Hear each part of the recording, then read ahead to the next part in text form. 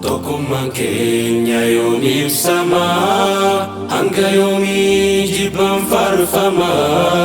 Sabab bifaan gargar hin baanu, muslimni guutuun obbolummaa. Humni guddaan irreen hin cabne, kan filannoo biraas hin qabne. Gamtoomaadhaa daandiin jireenyaa, kan utubaan saaquuf hin cabne. Tokkummaan keenya yoom ibsama, hanga yoomii jibban farfama. Sabab bifaan gargar hin baanu, muslimni guutuun obbolummaa. Humni guddaan irreen hin cabne, kan filannoo biraas hin qabne. Gamtoomaadhaa daandiin jireenyaa, kan utubaan saaquuf hin cabne. Obbolummaa hin diigamne, kan hogguu wajji dhaabbatu, kan gaddaaf gammachuutti illee jila hogguu waliif awwaatu. Wal utubee warra imalu, waliif tahee dagalee jiru. Tuuta wahdaa fi tokkummaadhaan, warra daandii dhugaaf hiriiru. Jalalan moofne yoomuu haraa, bara bara dabalaa deemu. Tuuta rabbiidhaaf ol jaallatee, wal qabatee khayriif ol yaamu. Kan addan baane bara hundaa, kan dhaabbatu wal cinaa yoomu. Daandii haqarra wajjin deemaa, gaaddisa arshiirra wal quunnamu.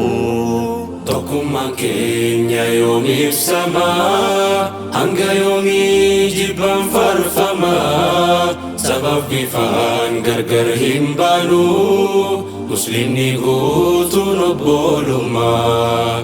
Humni guddaan irreen hin cabne, kan filannoo biraas hin qabne. Gamtoomaadhaa daandiin jireenyaa, kan utubaan saaquuf hin cabne. Qaxxaamuraa tabbaa fi garaa, warra kaayyoon deemu fuulduraa. Wal qabannee wajjin imalla, tokkummaadhaan ceena guufurraa. Bakkee ta'uuf dhaloota dhufuuf, laga ceenee dhala ceesisuuf. Bu'aa tokkummaa dacheef ibsa, dhala dhufuuf hamba dhaalchisuuf. Yoo dibamnes utubaa jabaa, kan hin dhaqne kayyoo saagatee. Hidda jabaadhaan guduunfame, hundee isaa gadi fagaatee. Diddiriree jirma hin cinneen, kan firiinsaa dafee daraaru. Biqila milkii facaafannee, funyoo jabaa lafa jijjiiru. Tokkummaan keenya yoom ibsama, hanga yoomii jibban farfama. Sabab bifaan gargar hin baanu, muslimni guutuun obbolummaa. Humni guddaan irreen hin cabne, kan filannoo biraas hin qabne. Gamtoomaadhaa daandiin jireenyaa, kan utubaan saaquuf hin cabne. Galana yaa'ee hin dhumanne, kan hin goyne dhume lafarraa.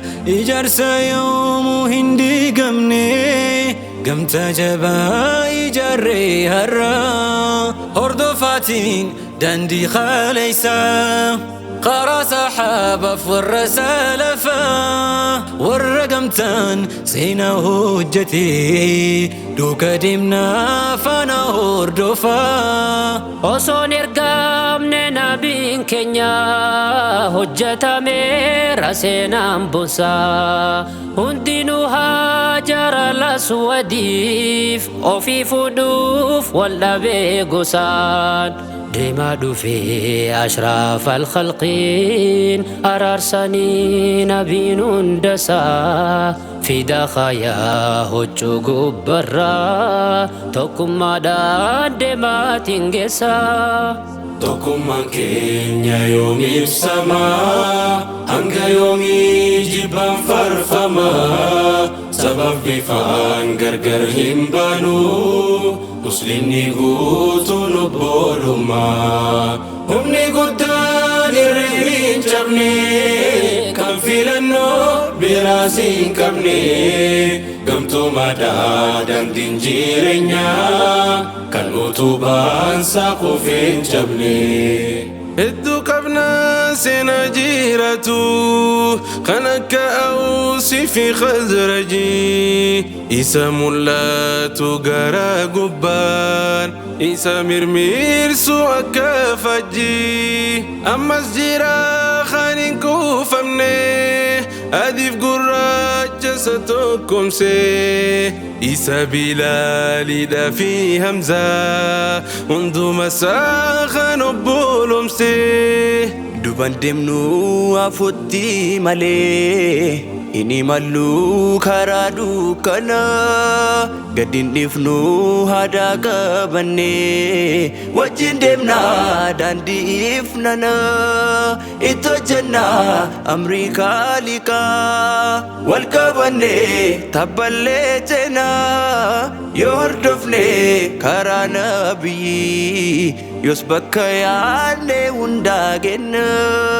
Ni labsina addunyaa guutuu nuti tokko akkuma kalee waadaa yoomuu gargar hin baanu يوم الرنفان seenaa bulee birbirsina fajjii tokkummaa ni dhabsifna addunyaa jidduu ni uffisna dhaloota hundaa faaya islaamummaan tun qabdu birbirsina fajjii tokkummaa ni dhabsifna addunyaa jidduu ni uffisna dhaloota hundaa